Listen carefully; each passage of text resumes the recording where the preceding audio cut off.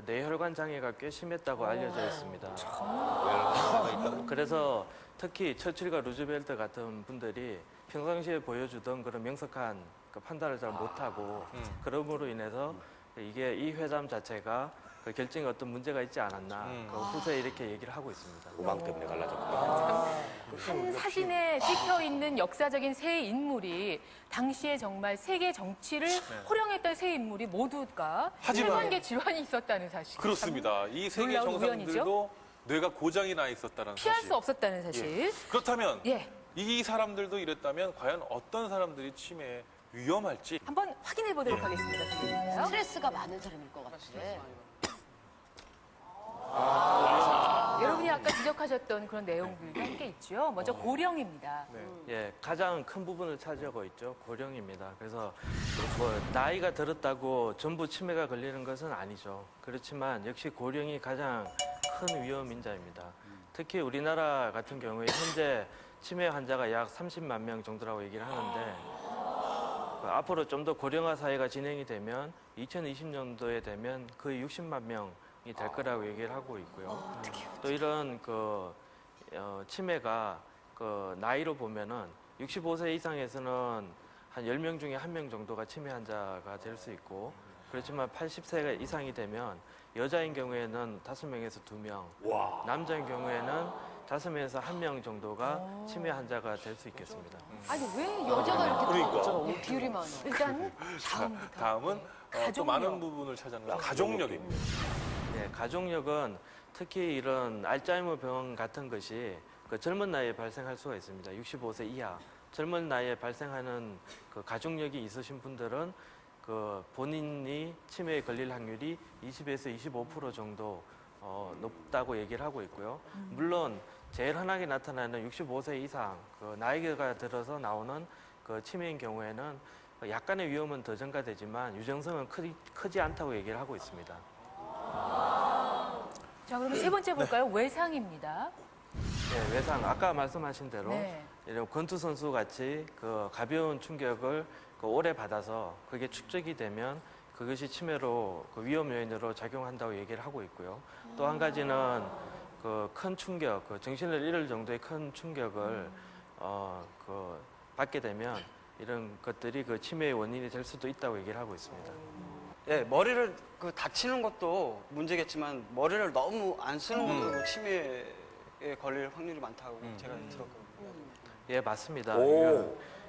특히 이런 그 저학력, 그러니까 어릴 때 그 공부를 많이 안 하고 그 학습을 많이 안 하게 되면 뇌신경 세포 자체가 발달이 덜 되고 또 그러면 가벼운 충격에도 손상이 자주 일어나고 잘 일어나고 그래서 그 치매로 발전할 수 있다고 밝혀져 있습니다. 어릴 때 공부 안 했던 게 나이 들어서도 그러면 관계가 있다는 얘기네요. 그렇죠. 물론 학습은 뭐 네. 계속적으로 해야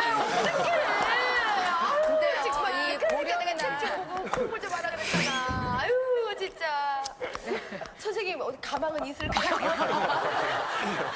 이건 충격이네요. 아 진짜 이건 몰랐네. 근데 이 여성하고 우울증은 정말 참 우울하고 받아들이기 좀 그러네요. 예, 여성은 그러니까 80세 이상 그 여성분인 경우에 남성보다 한 13% 치매가 더 많은 것으로 되어 있습니다. 그 이유가 아마도 그 여성분들 오래 사시잖아요. 그래서 80세 이상의 고령분들, 여자분들이 더 많고 또 우리나라 같은 경우에는 그 할머니들이 할아버지보다 이게 교육을 덜 받았죠. 그러니까 그런 원인이 있으리라 생각이 되고요. 그리고 우울증 같은 경우에는 이런 그 노인 우울증이 많이 있죠. 많이 있다가 그것이 치매로 발전할 수도 있고 또 치매에 있으신 분의 거의 약 30% 정도가 우울증도 같이 가실 수 있기 때문에 우울증도 치매의 위험 요인이라고 발표가 되고 있습니다. 네. 자, 이번에는 가장 흔한 질문 하나 드리겠습니다. 건망증과 치매의 관계인데요. 건망증이 심해지면 치매가 된다. OX로 답변해 주시기 바랍니다. 자, 하나, 둘, 셋. 들어주세요. 그렇다. 아, 이렇게 네. 의견이 반으로 좀 나뉘어지네요. 이 건망증 걸린 사람은 우리 주위에 많잖아요. 저희 집사람도 가끔 냉장고에다 전화기 집어넣는데. 그러면 그 많은 건망증 가진 사람들이 다 치매라는 얘기인데 그건 아니죠. 아닌 것 같아요. 올 그게 확률이 아니라- 높다는 얘기죠. 회사를 가려고 네, 이제 늦게 일어난 거예요. 네. 그래가지고 이제 엘리베이터를 막 탔는데 네. 갑자기 이분이 따르더니 아, 나 병원 가야겠다. 왜요? 바지를 안 입고 온 거예요. 급해서 그런가? 양복 위는 다 하고 거울에서 보니까 위만 다 하고.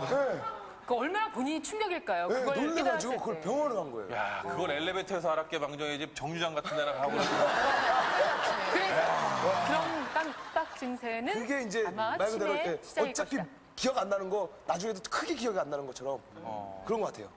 건망증이라는 게 우리가 깜빡깜빡 한다 그러잖아요. 네. 근데 깜빡깜빡이 자주 있다가 그렇지, 그렇지. 이런 확률이 더 많다는 거죠. 깜깜해질 수도 있다, 뒤로. 또 그 설명 들으니까 느낌이 또 확 오네요. 자, 그렇다면 실제로 어떤지요? 예, 답은 X입니다.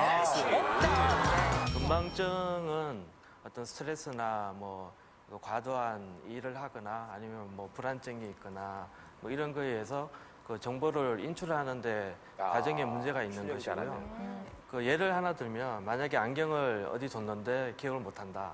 근데 그 경우에 누군가 가벼운 힌트를 주면 그것을 찾을 수 있으면 그것은 건망증입니다. 근데 그 치매인 경우에는 그 안경을 그 어디 서는 물건인지도 모를 수가 있고 또 본인이 안경을 썼는지 자체도 모를 수가 있고 그 힌트를 줘도 찾지 못하고 이런 경우에는 치매 중에서도 기억력 장애에 좀 가깝다고 볼 수 있겠습니다. 치매 증상의 3단계를 드라마 속에서 찾아봤습니다. 화면 함께 보시죠. 현재 사시는 주소가 무엇보다 아름다운